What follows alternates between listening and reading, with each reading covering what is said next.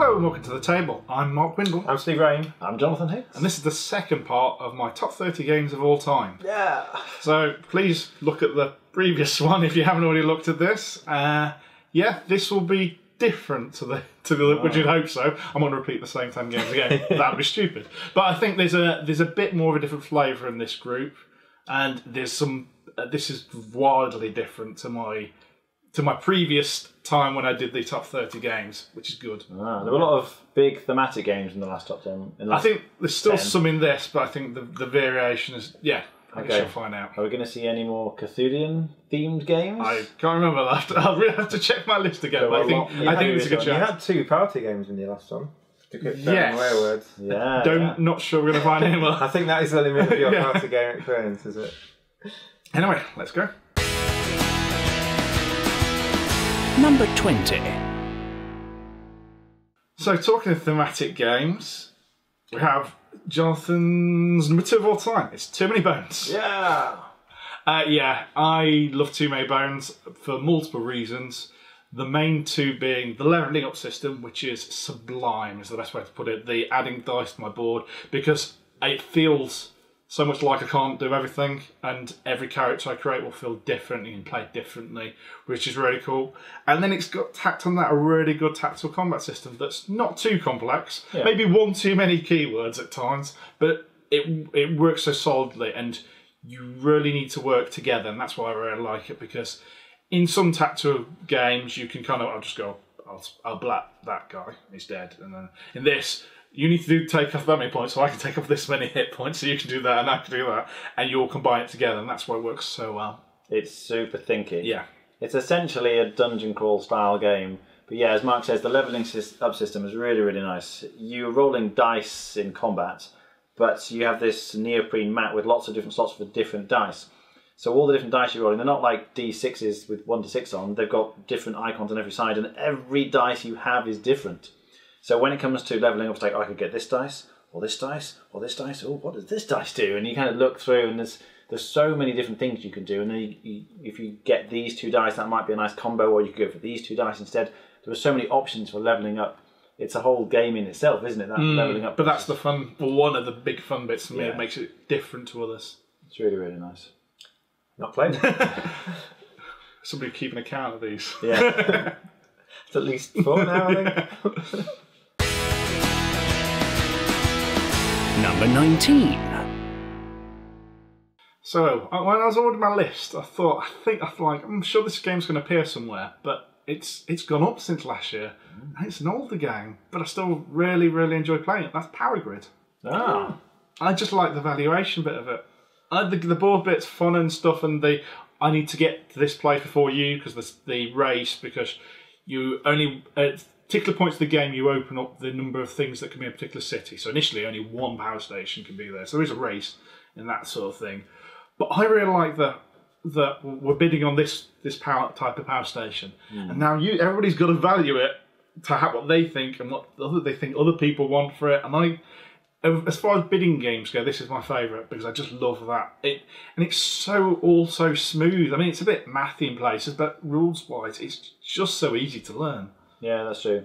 The bidding is really interesting because if, let's say, there's 4 of these stations that you might potentially want to buy, it might be that you really want this one, and so you're actually going to start by opening bidding on a different one, because if someone else wins it, it comes back to you, and that one's not available anymore. And then there's one fewer person to bid against. That's right. They're not in the game anymore. And then you go for this one, knowing that this other person really wants this one. So that takes them out of the bidding, and then you go for the one that you really want. That whole process works really well, but of course you can get done in because you might pick one like, oh no one's interested, and you just win it. It's like, oh, I didn't want that one. So it's very clever. I think the bidding part of it is a very small part of the game. It's a very money management and trading game. And I imagine that you said it's your favourite bidding game. I imagine there are games with more bidding in that you prefer less. I think I just... So like the valuation of Castles Magic and Luggery, you might not like the game itself, but the valuation of that is... It's a larger portion of that game. It's a larger portion of... Well, that's the main bit of the game. The rest of that is just putting stuff in your castle. I guess it's how it just sits within the whole package. I can't...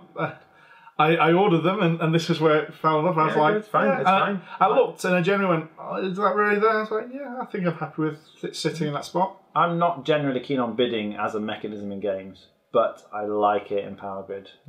That combination of bluffing, I suppose, with your bidding is what makes it so interesting. Just predict, like working out what other people want to get. Yes. Yeah, as well. It's like sometimes, and the turn order mechanism makes that game so good that if you're winning, you're in such a bad position in the turn order. Yeah.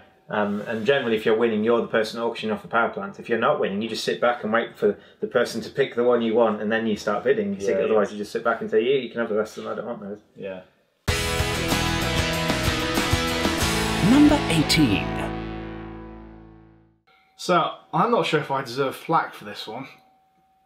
It's Through the Ages. Oh. Now, there's a cravat with that. Well, not Caveat. caveat with that.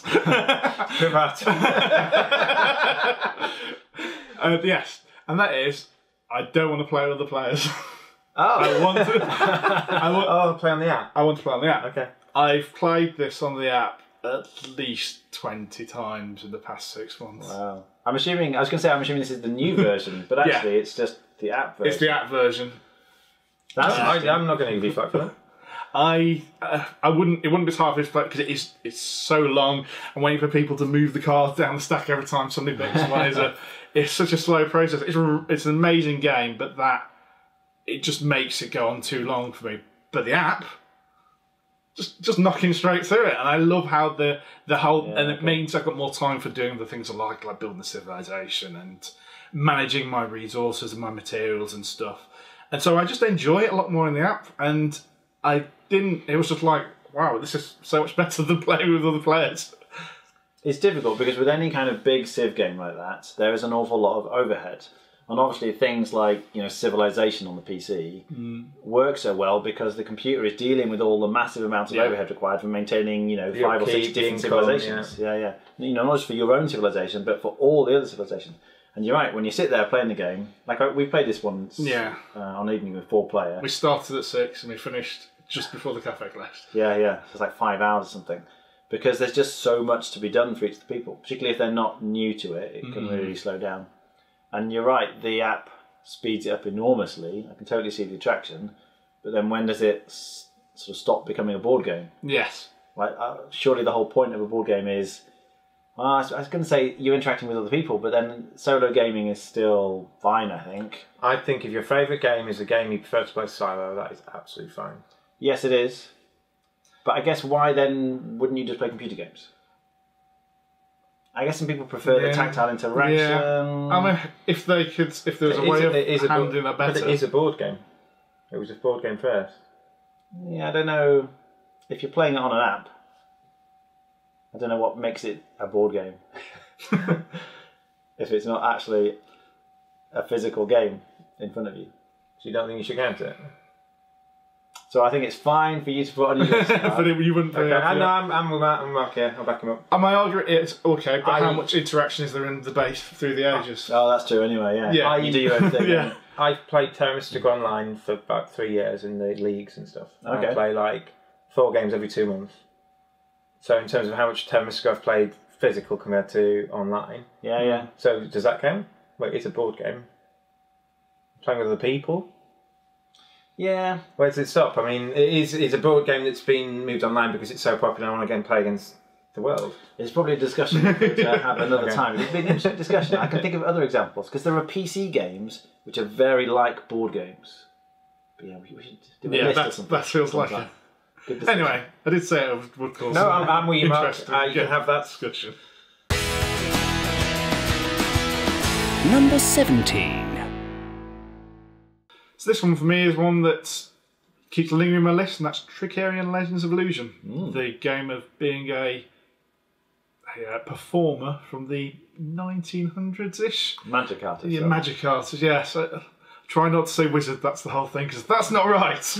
I like the theme on this possibly slightly more than the mechanisms. I think the mechanisms are fairly strong in it with the dice rolling and stuff, but it's how it all works together as I do feel at the end that I am performing a show. I'm trying to link the tricks together. I'm trying to get materials for it. There's a bit of the weird oddity with the reusing of resources, but let's not go into that. I can still enjoy the game despite that. And then it's such a massively fun table hog, and it does take up a lot of space. And then each has got your own individual book of tricks. You do different things.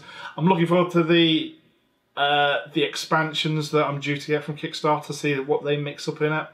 But yeah, I think this game I enjoy more so because of the theme, but because that style of theme just isn't out there. I can't think of anything else, and I like that. And it's all turned in a pretty strong Euro game. It's a really good theme, I think. And I can see that it sort of incorporates the theme, but for me, magic tricks, the exciting thing is the kind of hidden tricks, like, oh, how did he do that? And it doesn't give me any of that. No. It's like 3 bits of wood and a rope. Yeah, it's like you're a manager for a magic artist who's doing tricks. Like, okay, he needs this bit and needs this, and he does this trick, and we'll combine some more tricks and add them to the act and things. And then he goes there and does it. We didn't see it. Yeah, I think it's a solid game though. But it does. I haven't seen it played for a long time. I think I'm probably the only person who's got a copy. So let's somebody else. I am not a fan. No, you didn't catch that. I played it twice. Yeah. And we were talking about Clans of Caledonia earlier, and if you have a bad first game, for some reason it can put you off. Yeah, sour taste in the mouth. And so I had a bad first game of Chicarian, but we played the rule wrong about the reusing the resources. We assumed that once you've used like everyone else for a sawing in half trick, that it's spent. But apparently you keep it for the rest of the game, and you can keep using the same piece of wood for different tricks, whatever. So we played it. I played it again, thinking the right rules might make me fix it. But I think maybe the first experience put a bad taste in my mouth. It's hard to get out of. But yeah, I think in terms of Euros, there's a whole pile that I would pick above Tricarion, but the theme is really original. It's really nice. Number 16. So this one, I think we all agree we like, and that's the Voyages of Marco Polo. Yeah. Which is a fantastic, well, I'd say a very good Euro game, tied with fantastic player powers. And that's the bit that makes it so high for me. It's the bizarreness, the I wish I had your power, even though everybody thinks that about everybody, and how that they've managed to tie those two things in a game that, because it looks like an unassuming Euro game. Until you do, somebody tells you that and you go, what? you sure you got the right rule book, mate? Yeah, and that's the shock of that, and they're playing that is what makes it so much fun, because those powers are just so zany and fun. So you're saying I need to pay money to go with someone else's? That's to you, but he can do it for free? Yeah. That doesn't make sense. So you roll your dice, but he gets to pick his dice. Why? He starts the game with an extra dice every round, and he doesn't have to pick his own contracts up. So it's great. I think, and the Euro game itself is so tight. I really like tight Euro games where you're struggling the whole game just to get enough resources to kind of survive and manage. And because you've got to try and connect places, and you can only put a hut on the place you finish on, you've got to move so many times over the course of only 5 turns, and moving is very expensive to try and do it all. Camels, and more camels. It's even without the player powers, I still think as a Euro, with all the different mechanisms, it's really, really strong. So the powers makes it amazing, but even without that, it's a really, really solid game. Number 15. So it's finally come. This one is Exit the Game. And yeah, you've probably seen about them not previously. These ones haven't slid. These ones, in my opinion, have possibly got better. And that's why they're still super strong, right in the middle of my list. Yeah, I love escape room games, but if I were going to tell you to go and get one, I'd probably advise you to get it from this set. Also, they've got the difficulty levels on the box, so you can start at the easier ones and move up to the more difficult ones, which is something you can't do with a lot of the other ones. You kind of got a package, and you'll be some are easier, some are more difficult. I've done a very good thing with the easy ones. Anything with just 2 dots, it's like up to 5 dots. I've not been a 5-dot one yet. I'm waiting. No. But anything with 2 dots, when you're doing it in order. So you're going through the booklet, solving puzzle, solve it, turn the page, solve it, turn the page. Yeah. Mm-hmm. Whereas the original ones, you have the whole booklet and you didn't know which page to turn to. You had to think, well, I'm in this room. Is that a piece of log? Oh, there's a piece of log. Oh, maybe these go together. or whatever you had to do, and you had to work out what it is themselves. And now they've just the easy difficulties are given other people an entry level in. When Mark said the change as well, they now have a story to them, a loose story, not as much as a Mark, but it's better. Like a progression of the puzzle gets you to this new room, and that gets you to here, and then you find the boat, and then you submerge yourself, whatever it might be. But like, there's much more of a progression of an actual reason for where you're going in the game. Yeah, we've all said, haven't we, that because you can destroy it, and you can cut and fold and stick and things. It's the ingenuity of the puzzles is a step up from the Unlocked series. And like Jonathan says every time, they keep coming up with unique things. You're like, wow, I've never done that. Every single new one says, okay, that was new. Don't know how they keep doing that. I mean, I just keep adding extra people on the boxes now. It's not just the brands. You occasionally get another, which hopefully will keep it mixed up. The same group of people just can't keep doing it. They just can't. Although they seem to be doing so. Number 14. So this one, I genuinely know that the people sitting next to me do not like. And that's Cosmic Encounter. Yeah. Do you know what I said about player powers? This is player powers the game. It isn't meant to be tactical. It is meant to be negotiation. It is meant to be silly. And I love it because of that. I appreciate 100% why people don't like this. I get it and I understand. But for me, the reasons people don't like it are the reasons that I do like it. It's like me with Ricochet robots. I just don't like it. But yeah, it just the player powers are fun and silly. The problem is, actually, the issue is that ultimately trying to play to win is a very difficult thing to do in the game. I think somebody who knows it better will generally win more often than not. But I think the fun of this game is just when the game-breaking things happen, or somebody does a stupid deal or whatever. Yeah, I love it with the right group, but yeah, you do have to play it with the right group. Yeah, that's very true.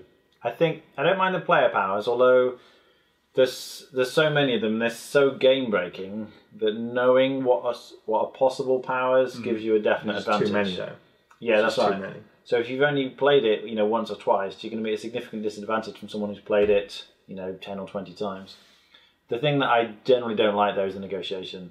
It's the fact that I could have the great plan and great cards or whatever, but just get done in because those two decide to gang up on me instead of doing what would make more sense in the situation. But it's just the way it goes. It's that kind of game. As someone who usually plays to win, unless it's a party game, which is different. Dead Last, I think, is amazing, even though I've never done very good at it. Yeah. I decided the very first game I played, I was okay. It's not my sort of game I was playing. And you, myself, and the third player were on 4 points, and you had 5 points to win. And then they got in a fight. I think, I'm probably going to lose here. But they shared the victory. They just said, let's share it and do Stephen. All right. An hour and a half that took. Yeah. So yeah. It's a Marmite game. I've played it twice. I probably won't play it again. How many times have you played it? Just the once. That was enough for me. Number 13. So my next one is Rising Sun, which features hotly on our list this year.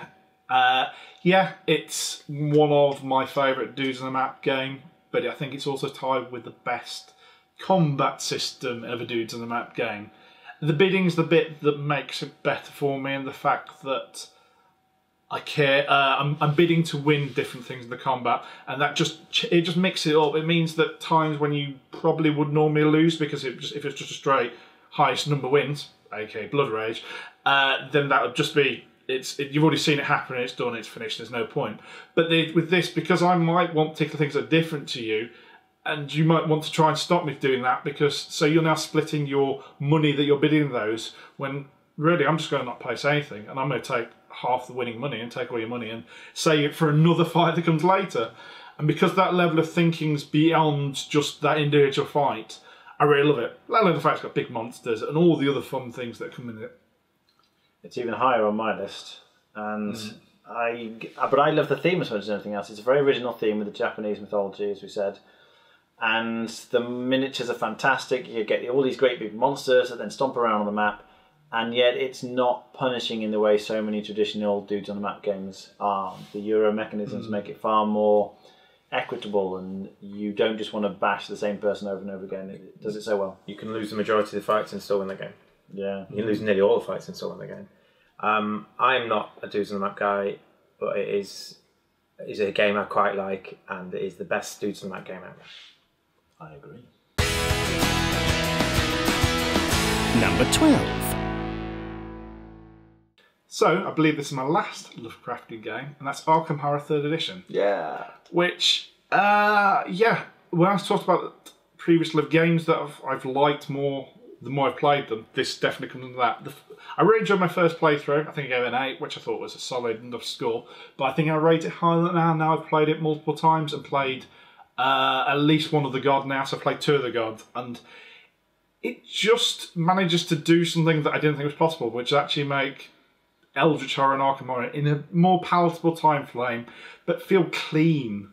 So much of, I think, of Eldritch, and particularly second edition Arkham Horror, is fiddly little sliders on your cards, or just the constant management that you have to do over the whole board. And there's still management in this, that's never going to go away. You've got multiple decks of cards that have multiple themes like in the area. That's always going to be there. It's just the nature of the game unless they move it to an app. But they've managed just to do things like the combat now, that if I encounter a monster, it goes in front of me. It's not just a tile on the board. So I know it's with me, but it's just easier to manage in that sort of sense. And then people can move through and they don't think, oh, there's a monster there, but there isn't a monster there because that monster's counting you and stuff. And it just, because it makes it so much smoother, it makes it easier to get to the table, makes me want to play it more. Yeah, I really, really like Arkham Horror. And this, I think, was in a similar position on my list, and it's significantly better than the second edition, better than Eldritch Horror. It's the best of the bunch, definitely. Yeah, it's smooth, streamlined, doesn't take too long, but gives you all the flavour of the original. It's great. If you like that kind of game, it's one of the best out there. Have you not played Not played it. Number 11. So, I believe this is the last of what I would call just an actual Euro game on my list. The highest rated one. Wow. Horrible. No. And of course We've had Michael Feller with that Gaia project. Yeah. And of course it's got a decent theme and a twist on it. Struggling to think. You don't like Zolkin, No. like we do. It's not the old Philadelphia. It's nothing. It's not a 7th No. game. Russian Railroads? No, No, I do like Russian Railroads, but that doesn't appear on my list. It's just outside. Oh wow! It's a game about individual little mages on a board, and some can cast fireballs at each of the mages. It's a worker placement game. Oh, Oh, no. No. It's I've blanked on the name, but it's the Argent the Japanese. Consortium. Yeah. Oh, yeah. The one with the hidden victory conditions. Yes. Yeah, I love it because I love the worker placement on this. I love the fact that my workers all do different things and have different effects. I love the fact that I don't know how to win when I go into this game, and the fact that part of the game is learning how to win the game and working out who knows how to win the game and what they're going for. So it's a constant battle of, well, you're obviously trying to win that one. Can I still beat you at it at this stage of the game, or do I go for a different one? But oh no, you're doing that one. And then, like I said, because there's a lot of variation in the way the tiles, what the actions the tiles do. This was like the first year I managed to play the B sides of some of the tiles, which have different effects. So yeah, I really like it. It's not a straight draw in the way of necessarily the best player win, because I think you can just be done in by somebody fireballing the person at the wrong time. And it's very interactive. but it's that level of interaction I like. The interesting thing I noticed is because I've not played it for a while before this year, because they did a reprint on Kickstarter that finally came through. I think we both said, as players, when we first played it, 4 years ago, it was so hard to take in. And now we play it and it's not quite as complex as what I remember. It's still complex, but we find it a lot less heavy, I think. How many people did you play with the second time? 4, I think. Okay. Yeah. No, that's impressive. I thought it was a very heavy game the first time, the only time I played it. I think the issue is, I think it's a great Euro, except that it needs streamlining. There's just too many fiddler things. There's so many decks of cards. You got one deck of kind of items that you can buy. Items, then people. Deck of spells you can buy as well as the people. And then you got the deck of victory conditions, if you like. The cards are laid out and you're trying to look at them secretly to work out what gives you points in the game. Token on to say you can... That's right. And then the worker placement aspect to it. That's right. But and the fact that you're changing all the tiles all the time, I really like. The central worker placement mechanism is great. It's absolutely great because each worker is different and you can acquire more workers that do different things when you put them down. So they're your colour, if you like, but they've got different coloured bases to indicate that it's yours. So grey workers do one thing and purple workers do a different thing, and that's really nice, as well as obviously taking the worker placement action. And then you've got the ranking in each of the sections. There's like a best version, a second best version, and a third best version. But you can potentially knock people off when you put your guys down, or as you say, kind of boot them out to hospital by fireballing them. It's not a straight Euro because of that. Let's take that, you can knock someone out of a spot they've taken. Although, because you put all your workers down and then you activate all spots. As long as you survive. But you do in order, don't you? Yeah, that's right. Okay, so that was my middle set of my top 30 games of all time. It was a different list. Any thoughts? Not too many new games. That's true. No, I think... Some old. You've not been hit by the bug of 2018 like Jonathan has. It was a good year. Yeah, again, lots of thematic games, lots of long games, I think. Most of those are quite long games. With lots of interaction with other people.